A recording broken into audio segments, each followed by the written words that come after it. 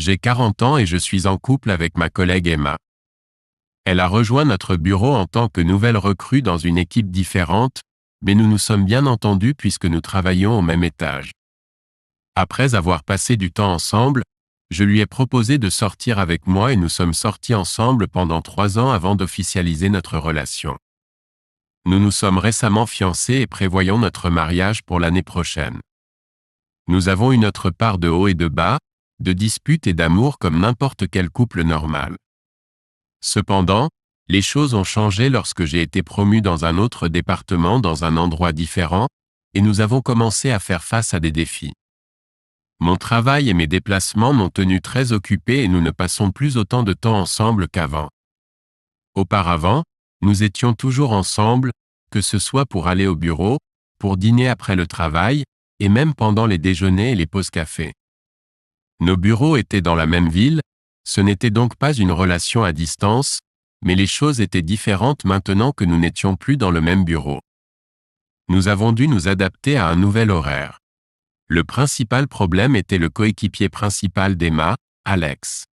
Je n'ai jamais aimé la façon dont il se comportait avec elle, et cela est devenu une cause majeure de nos disputes après mon changement de lieu. Mon intuition à propos d'Alex n'était pas fortuite, car j'avais déjà travaillé avec lui et connaissais sa réputation auprès des femmes. J'ai conseillé à Emma de garder une bonne distance avec lui, mais elle ne l'a pas écouté et l'a défendu en disant qu'il avait été incompris. Après mon déménagement, Emma a commencé à déjeuner et à prendre des pauses café avec Alex, même si elle avait la possibilité d'y aller avec ses pairs. Je l'ai remarqué préparant une boîte à lunch supplémentaire pour Alex tous les 2 jours, ce qui m'a dérangé. L'affection d'Alex commençait à se manifester sur les réseaux sociaux d'Emma, avec ses commentaires affectueux et ses fréquents tags dans les mèmes. Elle a même choisi d'aller à la dernière fête de bureau avec lui au lieu d'accepter mon offre de venir la chercher. Lors de la fête, je me sentais mal à l'aise avec la façon dont Alex et Emma se comportaient l'un avec l'autre, et quand je l'ai confrontée à ce sujet, elle a insisté sur le fait qu'Alex n'était qu'un ami proche. J'ai découvert plus tard qu'elle effectuait des tâches pour lui au bureau et lorsque j'ai exprimé mon inquiétude, elle m'a accusé d'essayer de la contrôler. Nos disputes tournaient souvent autour d'Alex, et les choses ont dégénéré lorsque je les ai surpris dans une situation compromettante et qu'ils ont menti à ce sujet.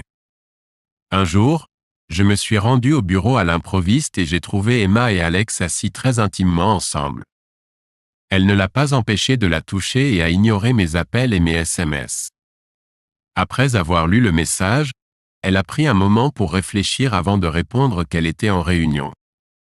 Ce mensonge m'a fait réaliser combien d'autres contre-vérités elle m'avait racontées. Je lui ai répondu, l'informant que j'étais au bureau. Elle a montré mon message à Alex et ils se sont tous deux levés pour partir. Je suis parti avant qu'ils ne se dirigent vers l'ascenseur. J'ai quitté le bureau et je suis rentré directement chez moi. Il me restait encore quelques heures avant le travail, mais je n'étais pas dans le bon état mental pour continuer à travailler. Je me sentais dévasté parce que je l'aimais vraiment et je ne m'attendais pas à ce qu'elle me trompe. Après un certain temps, elle m'a envoyé un message pour me demander où j'étais et si j'avais quitté le bureau. J'ai choisi d'ignorer ces messages. Lorsqu'elle est arrivée à la maison, elle m'a demandé pourquoi j'avais quitté le bureau sans la rencontrer. Je lui ai dit que j'avais mal à la tête, alors je suis rentré à la maison. La semaine entière s'est déroulée de la même manière. Nous nous sommes à peine parlé et je lui ai donné l'épaule froide jusqu'à ce que nous recevions un email concernant certaines équipes partant en voyage au bureau pour des réunions avec des clients. J'ai remarqué les noms de Shelly et Alex de leur département. Mon équipe ne faisait pas partie de ce programme. Et selon les rumeurs, c'était la décision d'Alex d'emmener Shelly avec lui. Shelly est rentrée chez elle particulièrement heureuse et, après le dîner, elle a commencé à faire ses valises pour le voyage, qui était encore dans une semaine. Je ne nierai pas que j'étais ennuyé de voir son excitation. Elle a essayé quelques tenues formelles avant de faire ses bagages et m'a demandé à quoi elle ressemblait. J'ai remarqué qu'elle avait l'air attirante et qu'Alex ne pourrait pas lui résister après l'avoir vue dans ces tenues. Je sais que j'étais méchant et extrêmement sarcastique, mais ma patience avait atteint ses limites et je ne pouvais pas me retenir. Elle s'assit sur le canapé et me regarda. Après un regard froid, elle a commencé à me crier dessus, disant qu'elle n'était pas responsable de mon insécurité et que je ne pouvais pas la contrôler. Elle m'a accusé de ne pas lui faire confiance et d'essayer de restreindre sa liberté, suivant le patriarcat BS. Elle a déclaré qu'elle ne sacrifierait pas ses opportunités de carrière à cause de moi.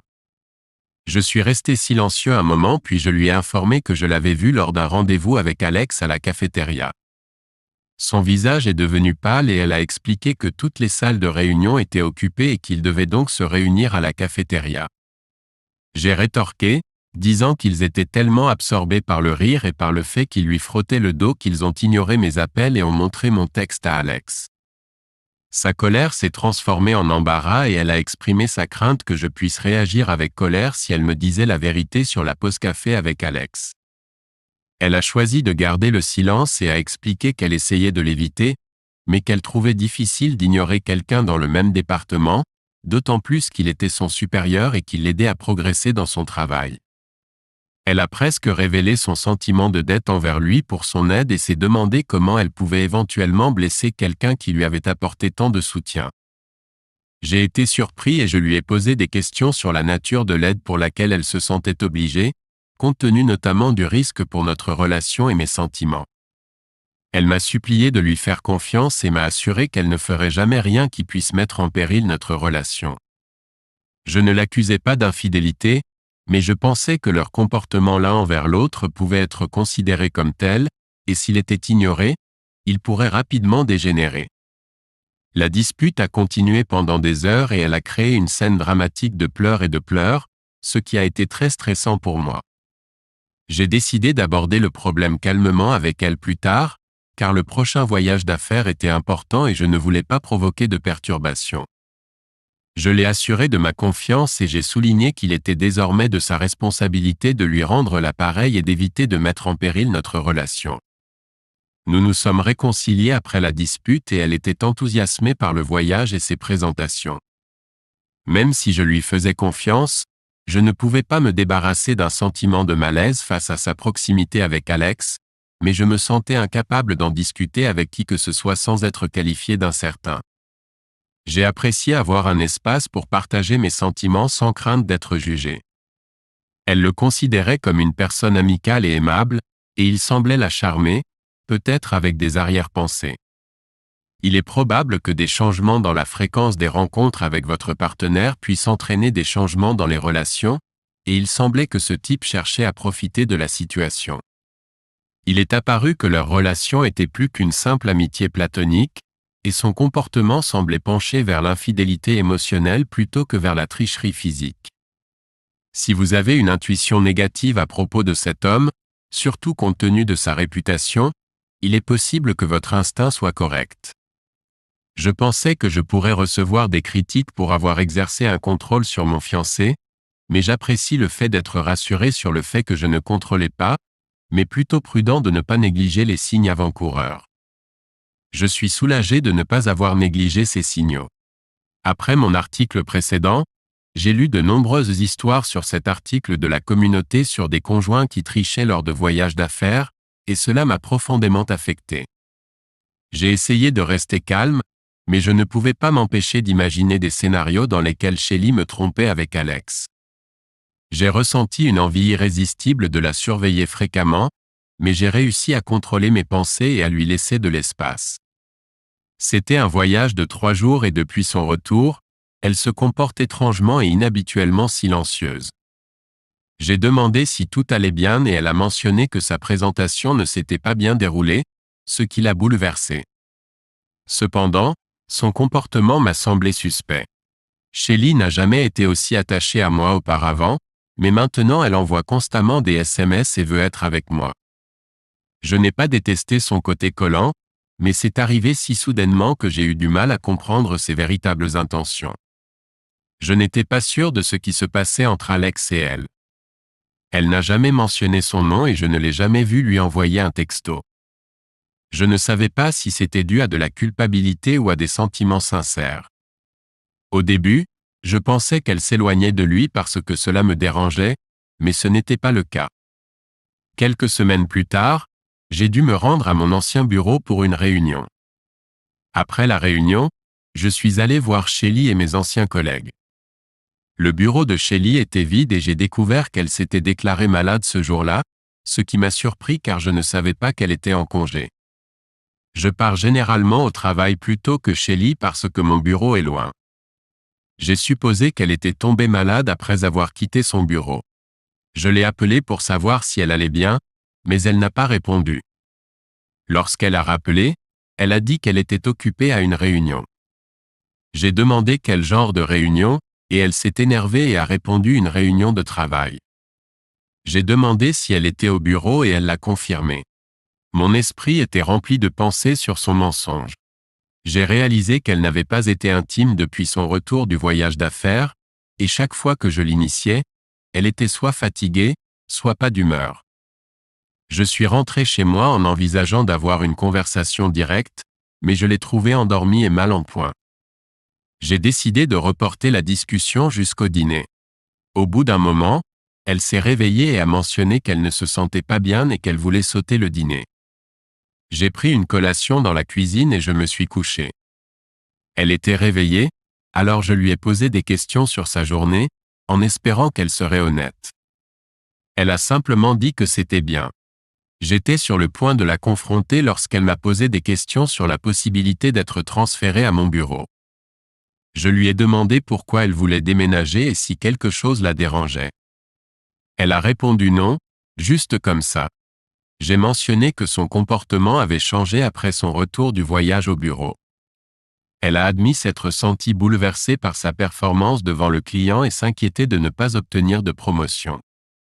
Je l'ai rassurée sur le fait que tout allait bien et que tout le monde faisait des erreurs. Elle n'a toujours pas mentionné s'être déclarée malade au travail ce jour-là. Elle semblait stressée, alors j'ai décidé d'en parler plus tard. Elle s'est endormie après un certain temps. Je me sentais mal à l'aise face à son comportement. J'ai vu son téléphone et je n'ai pas pu m'empêcher de le vérifier. Je suis allé directement sur son WhatsApp. Elle a eu des conversations avec Alex, que j'avais déjà lues. Oui, j'avais vérifié son téléphone une fois avant son voyage au bureau. Elle n'avait jamais flirté avec lui, mais il l'avait fait avec elle, et il n'avait pas parlé après son dernier message avant le voyage d'affaires. J'ai vérifié ses messages directs et son activité sur les réseaux sociaux, mais je n'ai rien trouvé de suspect. En parcourant sa boîte de réception, j'ai remarqué un message texte. C'était depuis une application où elle avait rendez-vous avec un gynécologue juste après son retour de voyage. Le texte mentionnait que le rapport lui avait été envoyé sur l'application. J'ai ouvert l'application et j'ai vu une conversation par chat dans l'application entre Emma et son médecin. Il s'agissait d'une consultation intégrée à l'application. J'ai lu toute la conversation. Emma avait consulté un gynécologue car elle avait des saignements post-coïtaux. Je ne savais pas ce que c'était. Le médecin lui a suggéré de passer un test d'IST. Ces messages étaient préoccupants et j'avais le fort sentiment que quelque chose n'allait pas et je ne pouvais pas le voir. Je suis allé dans la section rapports de l'application et j'ai accédé à ces rapports. Les rapports étaient négatifs, mais je ne pouvais pas m'empêcher de me demander pourquoi elle avait besoin de faire cela alors que nous n'avions pas eu de relation sexuelle depuis près d'un mois. J'ai eu vraiment peur et j'ai paniqué. J'ai recherché le terme saignement post-coïtal et j'ai découvert qu'il faisait référence au saignement après un rapport sexuel. Je me sentais bouleversé parce que je ne me livrais pas à des relations sexuelles brutales. Je pensais qu'elle m'avait peut-être trompé ou qu'elle y avait été forcée. Les deux possibilités m'ont dévasté. Je n'arrivais pas à dormir et j'ai passé la nuit à me promener dans le jardin pour me calmer. Quand elle s'est réveillée, j'étais dans le salon avec les yeux fatigués. Elle m'a demandé où j'étais toute la nuit. Je lui ai dit que je lisais ses rapports d'IST. Elle se figea et s'assit. Elle a admis avoir menti au sujet de sa présence à la clinique médicale. Je l'ai accusée de tricherie, mais elle a affirmé que le saignement pourrait être dû à une IST. J'ai posé des questions sur Alex et elle a pleuré, disant que ses tests étaient négatifs et qu'elle n'avait pas triché. Elle a dit qu'elle voulait juste être sûre d'être en bonne santé. Je ne l'ai pas cru et j'ai dit que j'avais besoin d'une pause. Nous nous sommes disputés et elle a refusé d'admettre son erreur. Je suis parti quand les choses sont devenues intenses. Elle a pleuré et m'a supplié de rester, mais je suis parti. Je vis chez mes parents pour l'instant. C'est difficile à gérer.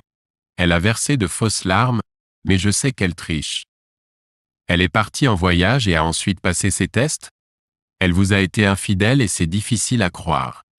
Il s'avère qu'elle était non seulement infidèle, mais aussi trompeuse. Après avoir quitté ma maison en colère, je suis resté chez mes parents. Shelly a continué à essayer de me contacter pendant ce temps. Une semaine plus tard, j'ai reçu un appel urgent du directeur de l'entreprise, me demandant de me rendre immédiatement à son bureau pour une affaire très grave. Je me suis précipité vers son bureau. Nous avons découvert que quelqu'un avait vendu la conception de notre prochain projet à un concurrent, ce qui a entraîné le rejet de notre proposition. Ce projet était crucial pour notre entreprise de construction. L'enquête était en cours, mais j'avais pour mission de trouver une solution dans les plus brefs délais. La pression pour trouver une solution était intense. Pendant que j'y travaillais, la femme d'Alex est venue à mon bureau. Je l'avais rencontrée à plusieurs reprises lors de fêtes de bureau. Elle avait quelque chose d'important à me dire. J'avais le sentiment de ce qui allait arriver. Elle m'a informé que lors d'un voyage d'affaires, Alex lui avait accidentellement envoyé une photo de lui ivre et embrassant Shelly. Elle était au courant de mes fiançailles avec Shelly, alors elle a ressenti le besoin de me dire la vérité. Même si je m'en doutais, apprendre que tous mes soupçons étaient vrais a été dévastateur. J'étais assis là, sous le choc, incapable de comprendre ce qui s'était passé. Elle m'a montré la photo et c'était difficile à voir. Ils étaient déshabillés et Shelly semblait ivre. J'étais tellement furieux que j'ai voulu immédiatement demander à Shelly de quitter ma maison. La femme d'Alex pleurait et semblait très agitée et épuisée, comme si elle n'avait pas dormi depuis des semaines. Je lui ai demandé si elle allait bien, et elle a répondu que oui, mais qu'elle avait quelque chose d'important à partager. Elle semblait très agitée et ne savait pas si elle devait me le dire car c'était important. Je l'ai rassurée en lui disant que je ferais en sorte qu'elle ne subisse aucune conséquence, du moins pas de ma part. Elle a révélé qu'Alex avait vendu la conception du projet sur lequel nous travaillions aux concurrents pour une grosse somme d'argent. Je lui ai demandé comment elle savait tout cela, et elle m'a répondu qu'elle avait secrètement accédé à l'ordinateur portable d'Alex après son retour du voyage d'affaires et parcouru tous les emails. Elle a fourni toutes les preuves et m'a exhorté à prendre les mesures appropriées contre Alex. Le plus choquant, c'est que Shelly était impliquée dans le stratagème avec lui. Leur intention ressortait clairement des nombreuses réunions importantes qu'ils ont tenues. C'était pénible de réaliser que pendant que nous travaillions dur sur le projet, ils poursuivaient leurs propres objectifs égoïstes. J'ai contacté le directeur de l'entreprise et lui ai présenté toutes les preuves. L'enquête était en cours et l'équipe avait découvert quelques indices pointant vers Alex, mais elle n'avait pas encore trouvé de preuves concrètes. Toutefois, les informations fournies par le conjoint d'un collègue ne laissent aucun doute sur les coupables. Quand je suis rentré chez moi ce jour-là, Shelly avait l'air extrêmement malheureuse. Pour être honnête, je ne me soucie plus d'elle. Je lui ai donné plusieurs chances, mais elle les a ignorées et a tout gâché. Elle m'a regardé avec amusement et je lui ai prévenu de rester loin de moi. Elle m'a accusé d'avoir réagi de manière excessive inutilement. J'ai montré à Shelly la photo partagée par le conjoint d'un collègue et elle s'est figée. Je l'ai informée que nous avions des preuves contre elle et un collègue pour avoir vendu la conception du projet à un concurrent. Elle a affirmé qu'elle n'en avait aucune connaissance. Je l'ai confrontée aux preuves l'impliquant. Elle a suggéré que la collègue aurait pu abuser de son ordinateur portable et de son accès au courrier électronique. Je ne sais pas si elle mentait encore ou si le collègue l'avait manipulée. Je ne m'en soucie plus. Après avoir appris la vérité sur elle, j'ai l'impression de ne jamais vraiment l'avoir connue et qu'elle a toujours été trompeuse. Je lui ai dit que cela n'excusait pas ses actes. Elle a commencé à pleurer et m'a supplié de lui donner une autre chance. J'étais même répugné de la regarder. J'ai mis fin aux fiançailles, je lui ai lancé la bague et je lui ai demandé de partir. Il était difficile de la faire cesser de me contacter, car ses messages et messages vocaux continuaient à transiter par le dossier bloqué. Cela fait quelques jours qu'elle est partie. Je suis resté chez mes parents jusqu'à ce qu'elle déménage. Le collègue a été licencié et mis sur liste noire pour fraude. L'entreprise s'apprête à porter plainte contre lui. Shelly a également été licenciée. Elle est venue chez mes parents pour me demander de ne pas ruiner sa carrière. Je lui ai dit que ce n'était pas ma décision et que je ne pouvais pas l'aider. C'est une période difficile pour moi, mais je me sens soulagé d'avoir échappé à une situation dangereuse et de m'être sauvé d'une personne trompeuse. Assurez-vous de montrer votre soutien en aimant et en vous abonnant, ainsi qu'en cliquant sur la cloche de notification pour rester informé de nos futures vidéos. Merci d'être ici avec nous aujourd'hui.